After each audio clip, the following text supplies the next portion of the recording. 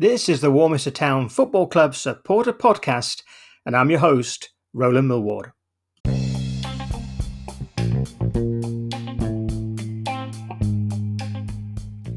Well, it's good to be back with you all here on the first podcast of the 2021/22 season, and particularly looking forward to action in the Toolstation Western League Division 1 as we follow Warminster Town Football Club.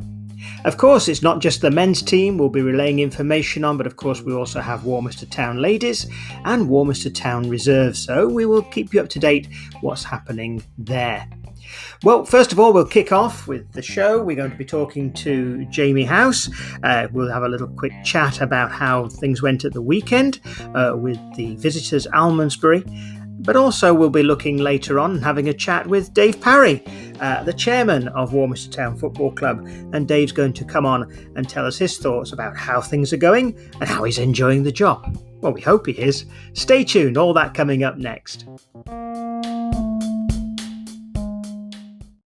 Jamie, it's nice to be back. Here we are again. Can you believe it? It's series 4 of our podcast. How are you doing? I know, it's crazy, and I'm okay, thank you. You? I'm doing well, thanks very much. Nice to be back with some football action at last after all the stops and starts we've had since this COVID epidemic started over a year ago now, nearly 18 months plus, isn't it? Just about. Mm-hmm. Yeah, it's been a crazy sort of 18 months. Yeah, it certainly has. So now we're back. I think we should start talking some football and forget the COVID thing for a while, and let's just concentrate on what we know, a little bit about Warminster Town Football Club, what's happening, and for that reason, we'll start with July 31st. Season kicked off proper. Did you enjoy the game when Almondsbury came to town? Yes, finally. It was a good game. Bit scrappy in the first half, I thought. No team really looked particularly dangerous. But second half, Warminster came out much more determined, played much better football, and eventually it culminated in a goal. Just the one, but it gave us the 3 points, so that's what matters. Indeed, it's the 3 points that count, and it's good. And we had we could say we had a weakened squad because some of the main players were missing. We've also lost a few recently as well, and so for that reason, I think it's an even better performance. Absolutely, yeah, can't argue with that. I mean, I thought Corey Gardner up front, the one who scored, player who scored. I thought he had a really good game, and he scored, so you can't argue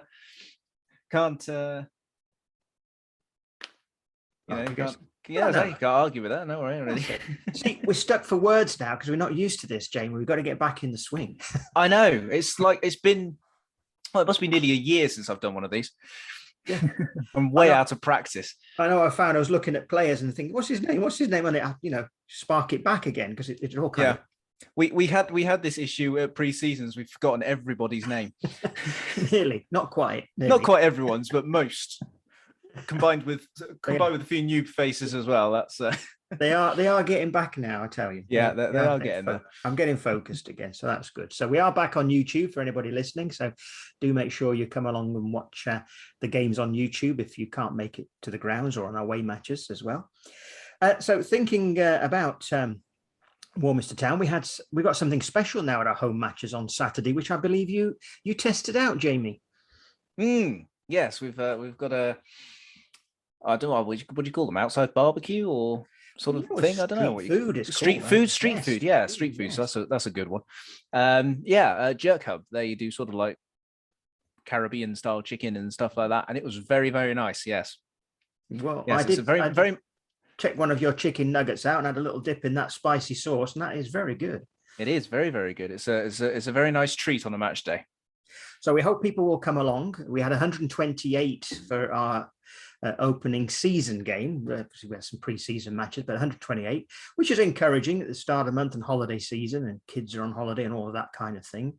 But I'm sure the numbers are going to build up this season as well. So if you can make it to any of our matches, we'd encourage everyone to come along and to support the Red and Blacks or the team you support. If you're a away supporter, please do come and get a warm welcome at Warminster Town Football Club. We'll take a break for a moment, Jamie, and we'll be back with you very soon.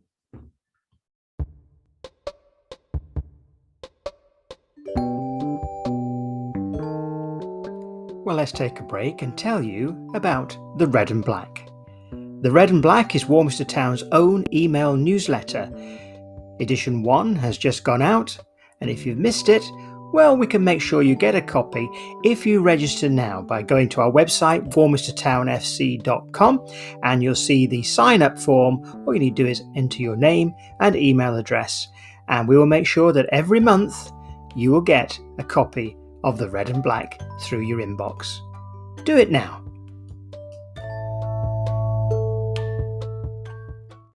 So we're back with Jamie, and Jamie, we'd like to talk about the new look to our division. So we have 4 new teams effectively in Division 1. Perhaps you'd just like to tell us a little bit about them, what you found out.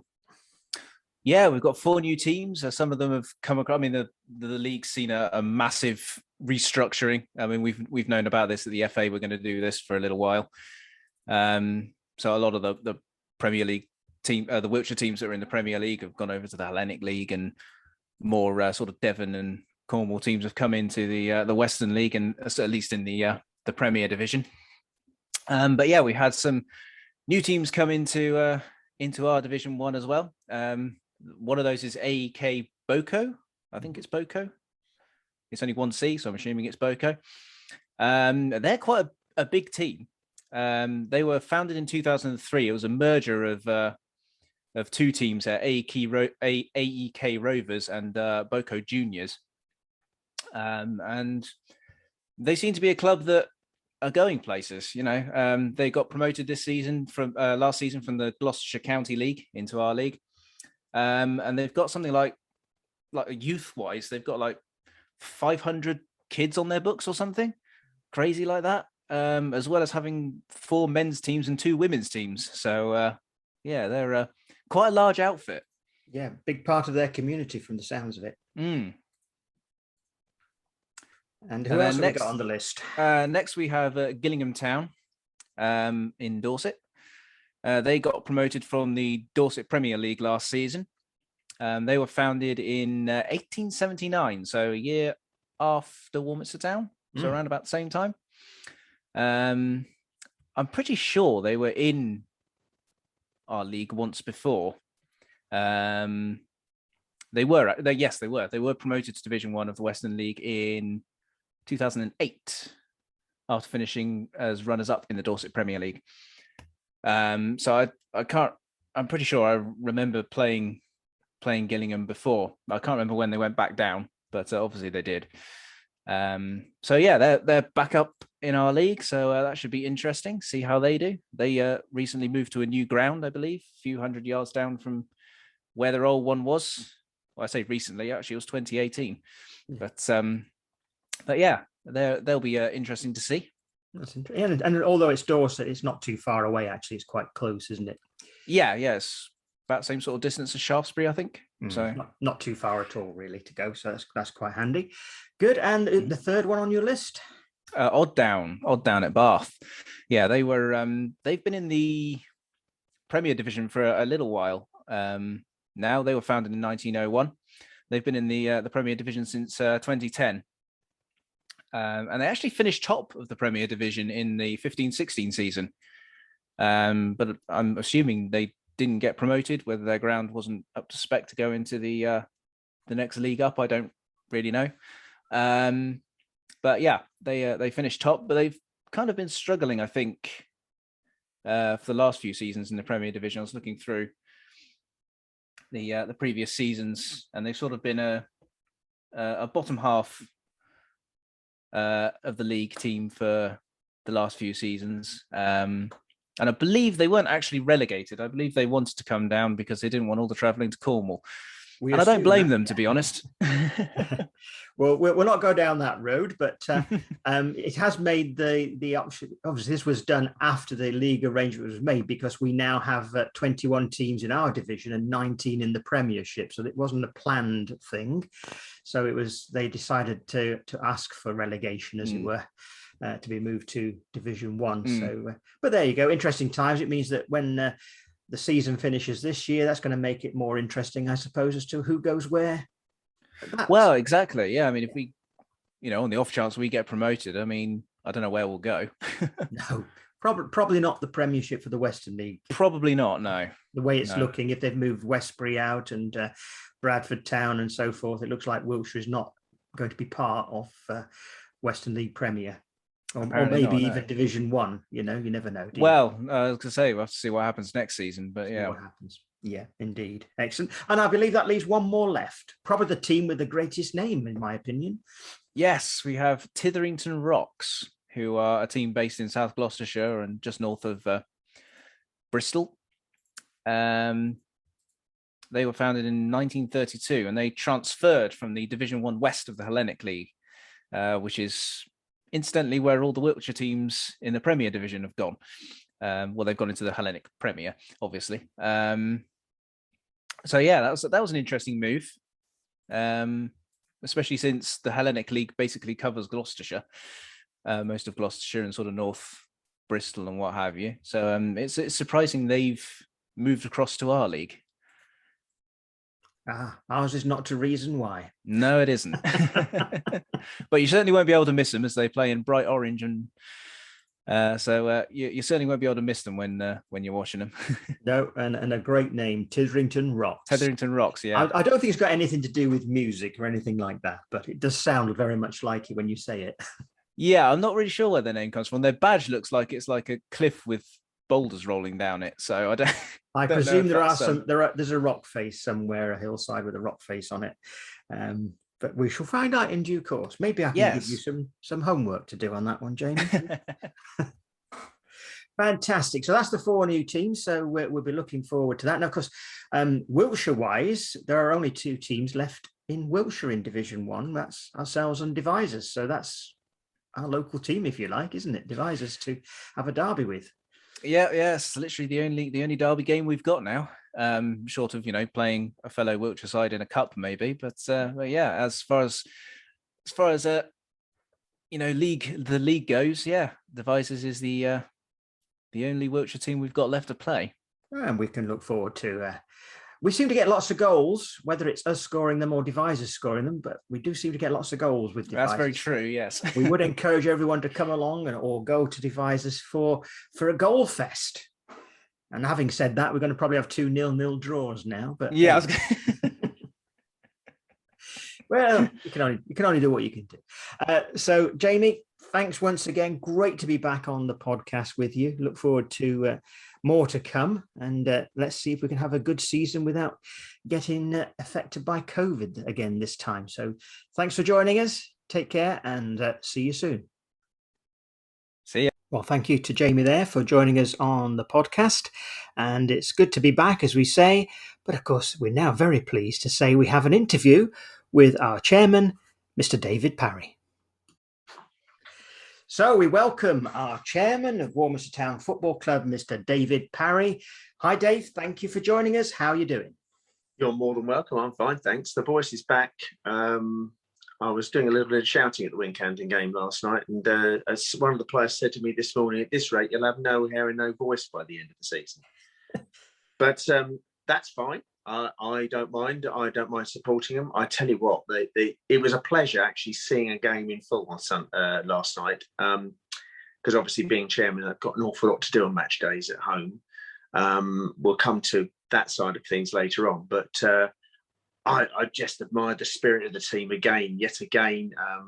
Not a full side out, still a lot of inexperienced players, but it's so refreshing to see some of the young ones taking on responsibility and actually growing in more ways than one. It was fantastic to watch. And my word, what a wonderful performance by our second Sam in goal. We had a marvellous performance from Sam Jepson the previous week against Almondbury. And what a performance by Sam Thompson last night. Some absolutely ridiculous saves. What a pleasure it is to have both Sams at the club, both lovely people as well off the field, really pleasant to talk to, very enthusiastic, and we're very, very lucky to have 2 very good goalkeepers at the club. Wonderful strike by Evan. That was an unbelievably good strike. Again, fully appreciated by my Chelsea season ticket holder, holding supporter. Anyway, Dom, my daughter's partner, He loved that goal. Fantastic goal. And what a great first goal for Aaron to score for the club as well.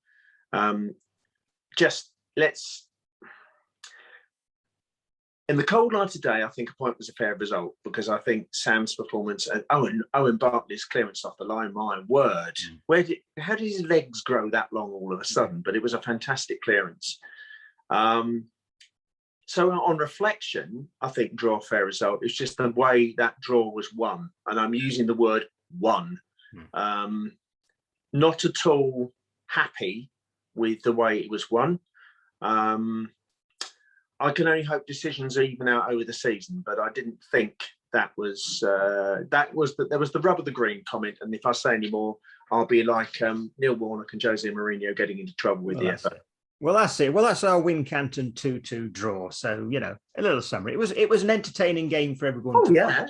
Great advert for Western League football for anybody to come along and watch a super football match like that. So, coming on to your chairman's role, it's obviously new. You've been secretary for a brief period. That wasn't too long, was it? in many ways. Technically, I still am secretary. Well, you are, yes, because you're secretary chairman. I mean, this is just like, how many arms and legs have you got now, Dave? How many brain cells have I got left is more important. No, and of course an epidemiology specialist as well. Don't get me wrong. I love football. There are times when I think, oh gosh, and I get looks from my wife when I'm sending emails at 10:30 at night when I really should be winding down. But it's the way of the things. The way I've seen the first team play. I'm looking forward to catching up on reserves and ladies' teams matches as the season goes on. You do it for the love of the club, the love of the teams, and for the people at the club. I'm desperately looking for help for volunteers to ease the burden. One or two people have taken some stuff off me, but there's still a heck of a lot to do. And off the field as well, there's an awful lot of things going on. I've just been trying to arrange a new glasses washer for the club, because our current one gave up the ghost just as the season started. Thank you very much, Mr. Glass Washer. So we're trying to sort that out at the moment, ready for Saturday if we can get it in place. So those are things that have to be done. But I'm enjoying it. Even sorry for the extremely long notes in both the newsletter and in the programme last week. I will cut down the words eventually. But I think it's so important to thank people for what they did to the club to keep the club on the track in the past, and the people who, like yourself, who give up the time and volunteer. We've got to thank all those people. And I'm not, how can I put it? I'm not ashamed to take up people's time by saying thank you, because without these people, we wouldn't be here. And, people must be saying the same about me. Or if they stand next to me like you did at Roland last night, think, oh God, here he is shouting at the team again. But it's great. I love it. And if anyone else can help to relieve the burden on the secretarial side or anything around the club, I'll be most grateful. Just give me a shout. After last night, I probably couldn't shout back at you, but because I had no voice left at the end. But I am away this weekend. But give me a shout next week, and anything that anyone can do to help me and help the club, which is more important, will be very gratefully received by both myself and my wife. Good indeed. Well, I'm sure they can email you at chairman@warminstertownfc.com. So that's chairman@warminstertownfc.com. That will get straight through to Dave. So if you'd like to volunteer or just want to know more, dip your toe in the water, send Dave an email and have a little chat with him, arrange for a chat. And you won't get dragged onto the committee or anything like that. It's just day-to-day stuff. It's even just greeting the referees and looking after them. That's one less thing for me to do on match day, because I don't know and this is the story. There's some of the players are fed up me talking about this, but my limping is due to the fact I ran the line in a friendly at Welton Rovers some 10 to 11 weeks ago, and I still shouldn't be doing as much walking as I am doing. As my wife said, you should know better your age, but I still, there you go. But in all seriousness, that's the side of it as well. We're getting the VAR sorted out. That is an area we're looking at carefully, because I think that's a great social thing for the club, but also it's a money taker as well. I'm actually going to announce now that I've signed up to a BT Sport in addition to Sky, so we're going to give you more football to watch in the clubhouse. before the games and after the games on Saturday. And we're intending opening our facilities on Sunday as well when the ladies' season starts, so people can enjoy live football, and then we'll have a socialise afterwards watching the Sky Games live in the afternoon, early evening. So that's the way we're working forward. It is, because obviously we're a community club, but we do need income, and any opportunities that income can come in can help the club improve. So things like, the clubhouse and other facilities can be improved, the ground, and of course development of the teams, because it's not just the Warminster men's first team. As you say, we have the Warminster ladies and the town reserves as well. So that's all good stuff. So if those facilities are available to them, that's even better. But of course that all takes more volunteers. So we're back round full circle again to get in the people to help. Yeah, absolutely. It is little things. The Steve on the gate, he's an absolute star. I call him that every week. We've got young Chloe helping in the tea hut now, and able stand-ins this week because Chloe's away. But all sorts of things like that. Is some of the players during the Euros games were actually going around collecting glasses for us. They set the first team, if we're playing at home with the first team, they set the bar up. They put the tables out. And that's the sort of team spirit that is absolutely fantastic. Volunteered last week, the players themselves. When I'd gone to Booker's, I turned that car boot open. We'll sort that out, Dave. Off they go, and put it all in the bar. I don't have to worry about it. So it's every little bit helps. I say to them, just half an hour a month. That means someone else who's more involved with the club doesn't have to do that, and it just shares the burden a bit. But above all else, we're going to try and smile our way through this, and everyone will be greeted with a smile. Despite the penalty last night, we will be smiling. Well, having seen the team develop, we had a bit of a blip in pre-season with some of the results. We got hammered a few times, but certainly watching the team against Almesbury, which was quite a new team, really, wasn't it? We had players there who hadn't really played before, so that was encouraging to get a win in that sense. And then last night, it was an excellent game of football. Yes, we're on Wincanton's territory, and they're very good at keeping the ball in possession, that kind of thing. But we gave them a good game, and it could have easily been a win. But it turned out to draw. And the defence, I mentioned Sam, but we also mentioned back to Jeff's first game of the season, and Ski had some of the times he got him to break blocks or get the ball out. But it would be wrong for me to pick out individuals, but most clubs are.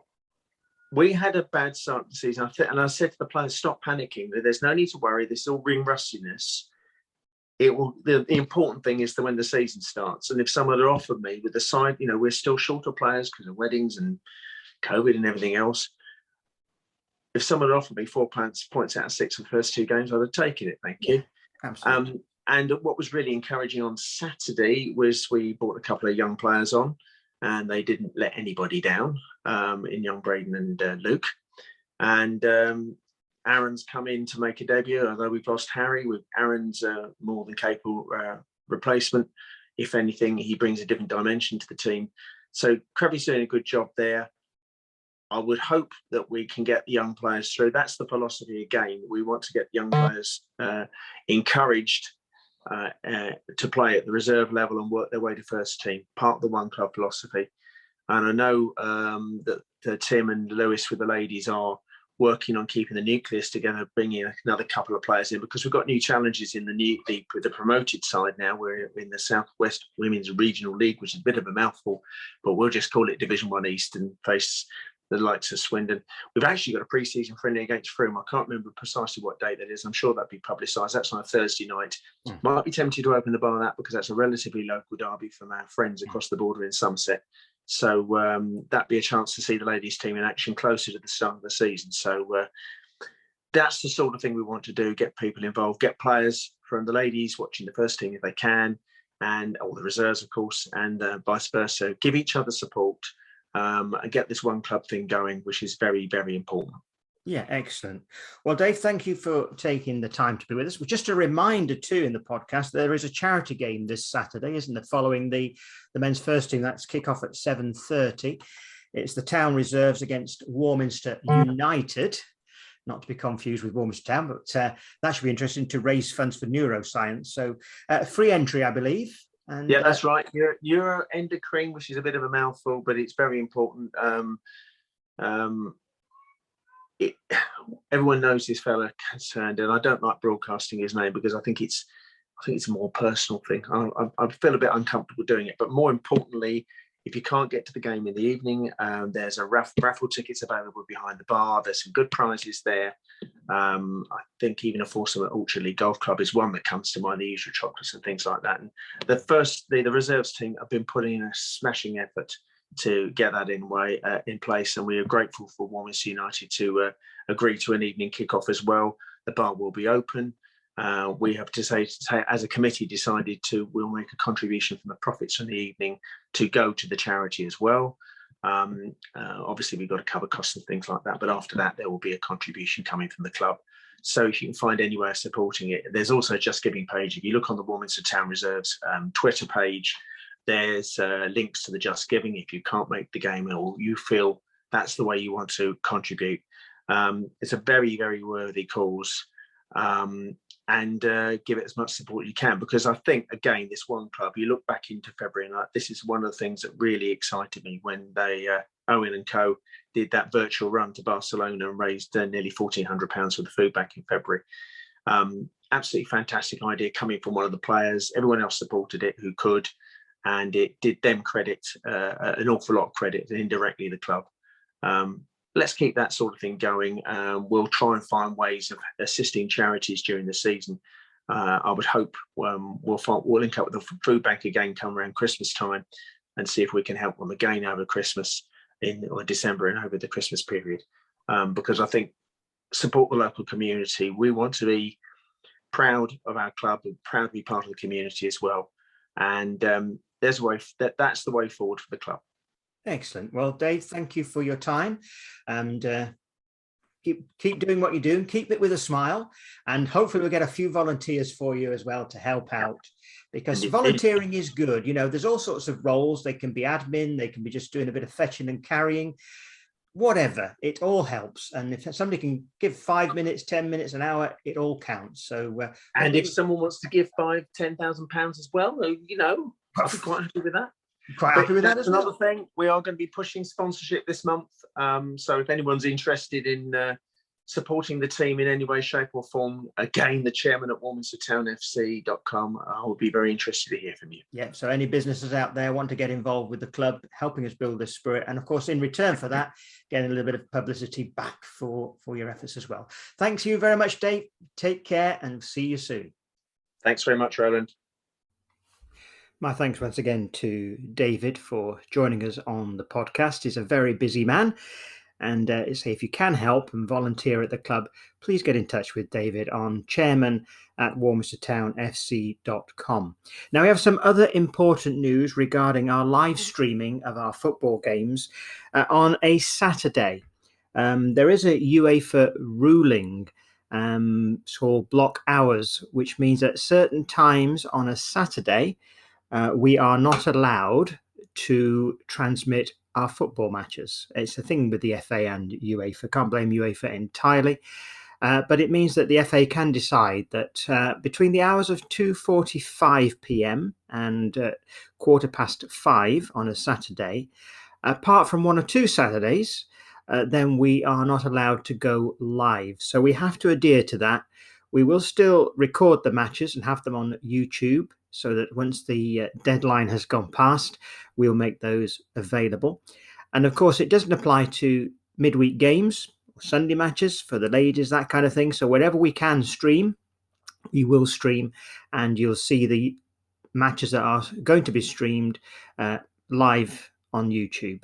So we'll announce them via Twitter, our Facebook page, and on YouTube itself. We tend to put the next match coming up showing on YouTube that it will be live, so look out on there. So make sure you do subscribe and click the notification bell on our YouTube channel. It means you need to sign into YouTube, so you have to have an account. If you've already got a Gmail address, Google Mail address, you already have an account, so you just sign in with that.